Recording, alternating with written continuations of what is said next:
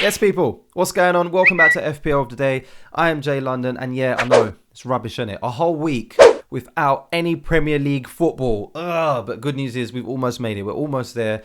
Only one more week to go. So in this video, I'm going to be looking at the Game Week 8 wildcard, the ultimate wildcard draft for Game Week 8, because it's been requested a lot, and I know a lot of people are going to be using their wildcard in Game Week 8 if they haven't already. If, like me, you have used your wildcard, don't worry. This video will help with transfers as well ahead of the deadline. So before we begin, as always, please do subscribe. Need all the help that I can get. It's a new channel. We are trying to climb up the ranks. So if you've just discovered this video for the first time, please do subscribe. We're trying to get to 250. Once you've done that, hit the like button and let's begin. Ultimate wildcard draft for Game Week 8.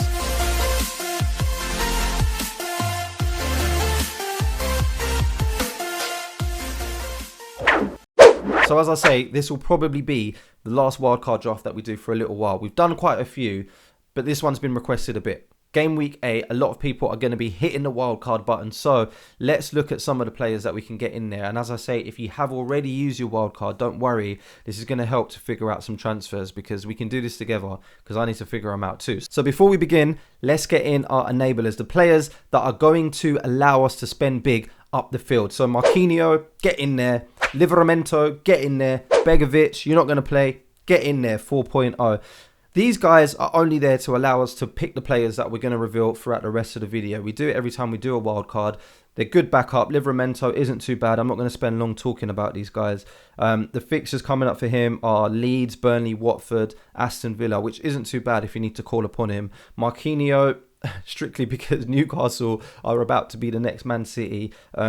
And it's just nice to just see the black and white shirt in there. We're not expecting him to play, all right? He's going to be sitting on the bench, especially once that January transfer window comes along. There's no chance that Marquinhos is getting any game time now that Newcastle are going to be the richest team in the world. We'll talk about that in another video. And Begovic goes without saying, sub-keeper. He's just there to allow us to actually get some more money and spend it up the field. So, in goal, we've decided to go with Sanchez, which is a little bit of a tricky one. So if you do choose to go with Arsenal's keeper instead with Ramsdale, then that makes complete sense as well. So Crystal Palace, Aston Villa, Leicester and Watford for Arsenal. So you've got a bit of a choice there. Two choices between Sanchez and Ramsdale. I'm only going with Sanchez because of loyalty at the moment and because of that Norwich fixture. So yeah, it's up to you where you go with that. But sticking with Arsenal, we do have Ben White. So we've covered those fixtures that we just spoke about. He's only 4.4 and he's going to, again, allow us to get in players like Rudiger. Now, I don't need to talk too much about Chelsea's fixtures and Chelsea's defence because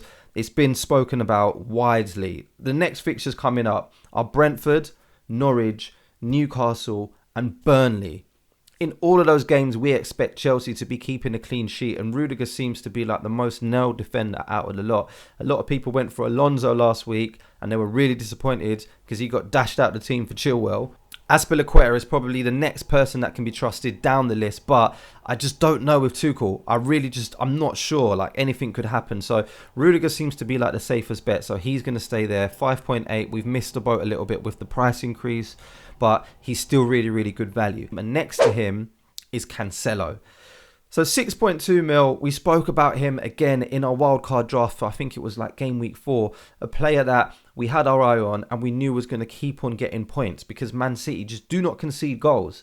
And if you want a defender from that Man City team, it looks like it needs to be Cancelo because between him and Diaz is probably more nailed, but Cancelo is a lot more attacking. And as you know, if you have been watching videos from the start on FPL of the day, we are big fans of defenders that score points going forward as well as keeping clean sheets. So Cancelo is a must. That's the defence. That's how it's looking like. We've got players like Livramento to call on as backup. Let's move on into midfield. Mo Salah has to be in the team. I almost took him out. Between me and you, I wanted to get Lukaku in the team. I didn't want to take out Cristiano Ronaldo. This is all in hindsight before we knew that Ronaldo was benched.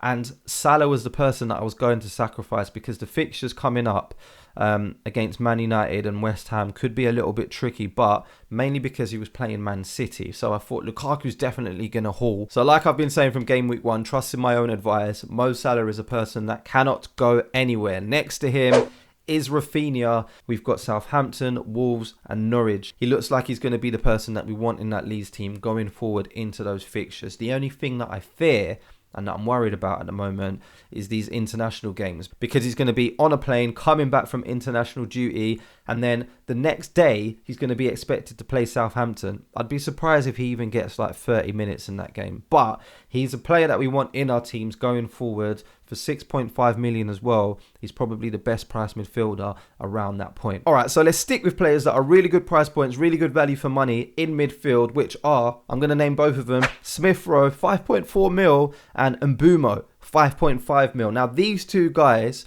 are going to rise in price, 100%. Mbumo is a person that we all need in our wildcard drafts. He's probably one of the first sort of 4 people on the team sheet, if I'm being totally honest. Chelsea is not going to be the easiest of fixtures, but Brentford's been in really good form and they can score. They've shown against pretty much anyone. They're really good going forward and they're not too bad at the back either.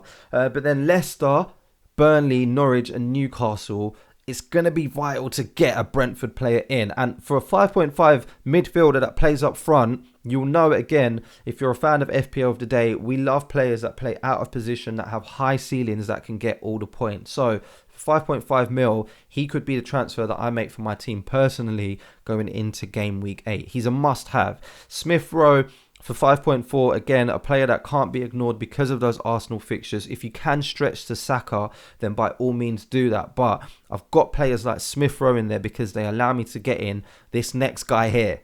Son. For this game against Newcastle, he could arguably be the best captain choice for game week 8 as well. Obviously, you've got Lukaku in there as well. You've got Salah who's playing Watford. But Son has shown that he can get 42 points just under the radar without even making a lot of noise and score goals against teams like Man City and continue to impress week after week, even though Tottenham haven't been that great. So once the fixtures change in game week 12, when they've got Leeds, Burnley, Brentford and Norwich and then Brighton as well, everybody's going to be jumping on Son. So if you can get to him now, if you can get to him early, it's going to be really, really good. And I do not doubt that Son will continue to pick up points and score goals after that Newcastle game against West Ham, against Man United and against Everton as well. So he's a person there that is a bit of a differential that I'm really excited about. For 10 mil, he's not quite the premium player like the Fernandes, the De Bruyne, the Cristiano Ronaldo, but he allows us to get in 2 premium players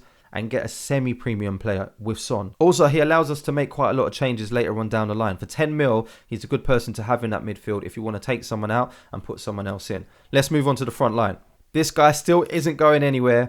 One of the highest scoring players in the game at the moment, Mikel Antonio, 49 points. It is going to get a little bit difficult for him, all right, because from game week 9, he's got Tottenham, Aston Villa, Liverpool, then a decent game against Wolves, but their defence is really good, and then Man City, and then he goes on to play Chelsea as well. So there could be an argument made to take out Mikel Antonio, but we said it at the start of the season. If he's fit, he's in our teams, and he's been proving everybody right with all the justice, getting 49 points so far. Just imagine not having him and just watching West Ham games. It will be torture. So he's a person that we're going to stick with for now. I hope he doesn't get injured, but if he just gets like a little bit of a cold or something like that, that would be great for a few weeks so we can take him out without having to worry about him and then getting another player, because there's quite a few players, quite a few strikers around that price point. But at the moment, Antonio is firmly in the team. He stays. Next to him, we've got a player who has got some amazing fixtures,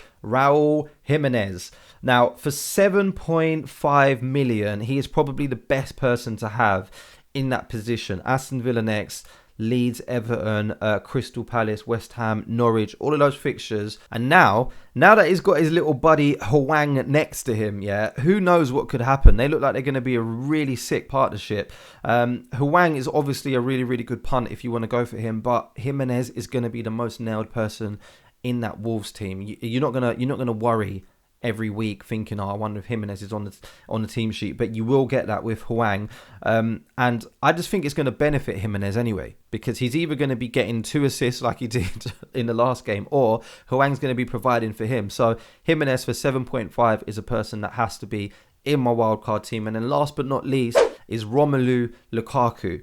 So at the moment, there's quite a few Lukaku doubters because he's blanked in a few games. But if you watch the last game, If you watch the last game, it's a miracle that this guy didn't score, get an assist, or even get a hat trick. He was all over it, yeah. Managed to come away with 2 points, which was good for me because I didn't have him in my team at the time. But going into game week 8, it's a fear that I do not want to deal with again. He is playing Brentford and then Norwich and then Newcastle, a person that you can easily captain in all 3 of those games, and then he's got Burnley after that. So Lukaku is the person that is probably the most important striker in the wildcard team. It's going to be hard watching those Man United games without Cristiano Ronaldo. We really do want him, but I just feel like Lukaku is going to be the better out of the two, and he's going to be getting all the points. So even if Ronaldo does score a goal or two, we're going to rely on Son to be getting some points there. Salah's in the team, and Mbumo's in the team. Rafinha's there. Smith Rowe's covering those Arsenal fixtures as well. Antonio's in the team. Jimenez is there.